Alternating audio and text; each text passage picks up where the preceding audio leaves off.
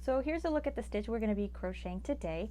Now, I had originally crocheted this using the burgundy, but in one of the other tutorials you guys had suggested using a lighter yarn to show off the stitch, and yeah, you can see it a lot better. So to the folks that made that suggestion, thank you so much. So here it is. I crocheted a few more rows and I made it a little bit bigger than some of the other samples so that you could see the stitch. But this stitch is stitch number 7 for our Tunisian Afghan throw, the sampler throw. It is not worked on any multiples of anything, so you can make your chain however long, or I guess however wide you want your project to be. For those of you making the 8 by 8 inch square for our Tunisian sampler Afghan or the throw or whatever, you're going to crochet a chain of 25 stitches and you're going to work a total of 31 rows. And if you're using this for any other project, you can go ahead and just make a chain in however many stitches you want. But with the 31 rows, you're already going to end in a row of single crochet, so you won't have to work a bind off. Yep, and then the stitch doesn't curl or anything, so you won't have to block it or do anything else to it. But here is both sides of the stitch. It looks exactly the same on the front and on the back. So it's a completely reversible stitch, you know, for those of you that want to use it for any other project. All right, so without, you know, telling you guys a whole bunch more, let's just get started with the stitch. Okay. And since this is the 7th video in the series, I'm not going to show you how to do the slip knot or the chain. You should know how to do that by now. If you don't, you can go ahead and watch either the Tunisian Crochet 101 class, which is for beginners, or you can go back and watch the series from the beginning. I'll link it up here, and then the Tunisian 101 class is going to be in the description box below. Alright, so you're going to make your chain in whatever number of stitches you wanted. So my square was 25 chains. This one I'm going to make it a little bit smaller of a sample. So you're just going to make your stitches.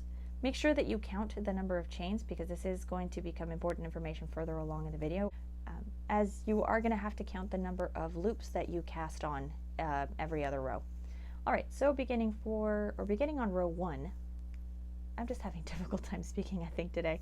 We're going to begin by skipping this very first stitch on the chain. You're going to go into the second stitch, and we're just going to crochet a row of single crochet. So for those of you that are more experienced, just single crochet all the way to the end. For those of you that don't know what a single crochet is, you're going to insert your hook into the stitch, yarn over, pull up a loop, and once you have 2 loops on your hook, you're going to yarn over and pull through 2. So again, insert your hook into the stitch, yarn over, pull up a loop, and then yarn over and pull through 2. And then once you get to the end of the row, we've got our last stitch, so I'm just going to single crochet here. We are going to chain 1. You're going to turn your work around, and for this next row only, so I'll tell you where the repeats we're going to start, but for this next row, you're going to you're going to cast on into this first stitch. So the very first stitch of the row, you're going to insert your hook, yarn over, and pull up a loop. So now we've got 2, go into the next stitch. So it's this top stitch right here. So we got 3, 4, 5, 6, and so forth until you complete the number of loops. It should match the number of stitches you crocheted at the beginning of the work. So your initial chain, it should match that number of stitches. So let's see, I've got 1, 2, 3, 4, 5, 6, 7, 8, 9, 10, 11, and 12. Yay, I got the right number. Because my sample is only 12 stitches. So, all right, now you're going to work a return pass, and for your return pass, you're going to yarn over, pull through 1 loop, and now the rest of the stitches of the row, you're going to yarn over and pull through 2. So yarn over, pull through 2, and then yarn over, pull through 2, until you are left with just the 1 loop on your hook. And then at the end, you're going to, so once you have that 1 loop, you're going to chain 1, and then you're going to begin, I was going to turn my work around, you're going to begin your row of single crochet. You're always going to skip this first vertical stitch, so into the second one, you're going to cast on like you would a Tunisian simple stitch. So you're going to grab just the front leg of the stitch. You're going to yarn over, and you're going to pull up a loop. Once you have 2 loops on your hook, you're going to yarn over and pull through 2. So that's just a Tunisian single crochet. So you go into this next one and you do the same. So insert your hook behind the front leg of the stitch, yarn over, pull up a loop, and then yarn over, pull through 2. You're going to repeat this in all of the vertical stitches of the row. So for those of you that have watched some of my tutorials, this is kind of like the bind off row we use in a lot of the different projects. So it's usually either the single crochet stitch, or I'll do a what is it called, a slip stitch. So yep, and once you get to the end, it's going to look like this. So you've got this last vertical stitch and then the final stitch of the row. So we're also going to do the same, just cast on a Tunisian simple stitch and then close it off as a single crochet, and then cast on into the final stitch of the row and single crochet. And then we're going to chain one.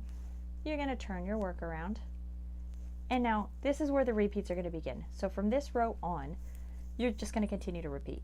So for this one, you're going to skip the first stitch. So from here on out, you're always going to skip this first one, cast on into the second one. So I already have one loop. We go into the next one. We go 2, 3, 4, 5, and then just continue until you cast on one stitch for every stitch of the row. Make sure you count them as you go along, because for this stitch, it's really easy to add an additional stitch at the end of the row.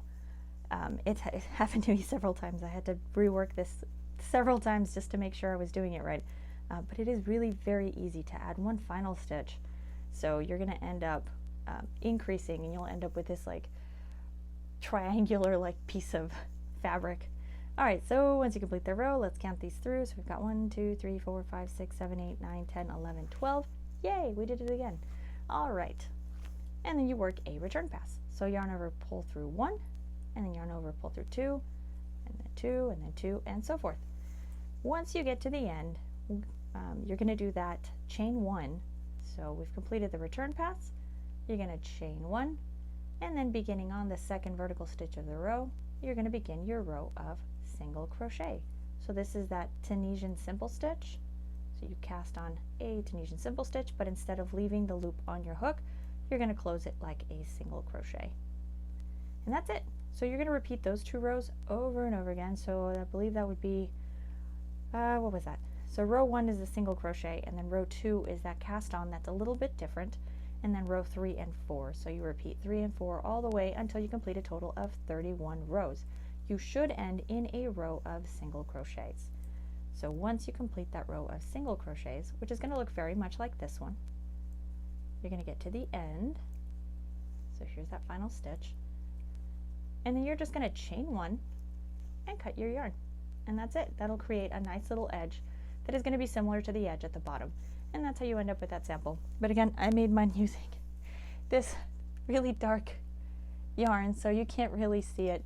So yeah, if you need to refer to what the stitch is supposed to look like, just go back to the beginning of the video, or just scroll a little bit further to the end and you can kind of see a photo of it. But that's it. Repeat rows 3, 4, total of 31 rows, and you're done. And that is stitch number 7 for our Tunisian Afghan sampler throw. Yeah, I need to come up with a better name for that project, I think. Anyway, I'll see you all again in the next tutorial. And thank you so much for watching. If you haven't subscribed, you can go ahead and just subscribe to the channel, because that would be awesome. If you want to see more of my work, you can always check out my website. That's modebespoke.com, and you can find a whole bunch of patterns there, as well as a whole bunch of other info. And for those of you that have Instagram, you can follow me on Instagram. So yeah, thank you so much for watching. I'll see you all again, well, I guess next week.